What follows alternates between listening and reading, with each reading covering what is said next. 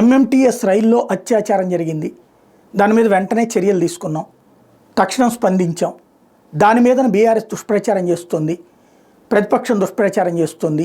అంటే భారతీయ జనతా పార్టీ మొన్న కూడా మాట్లాడింది. కాబట్టి ఇది రాష్ట్రానికి పెట్టుబడులు రాకుండా చేయటం, రాష్ట్రం మీద జరుగుతున్న కుట్ర.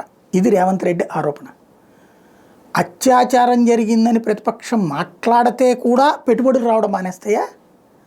అదే నిజమైతే దిశ, నిర్భయ ఈ కేసుల సందర్భంలో ఇదే రేవంత్ రెడ్డి మాట్లాడలేదా?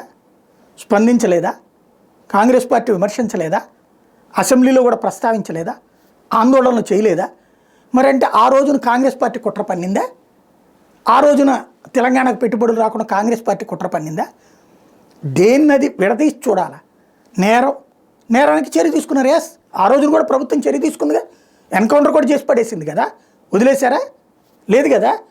అయినా కూడా మనం మాట్లాడాం కదా. ఇవాళ వాళ్ళు మాట్లాడుతున్నారు.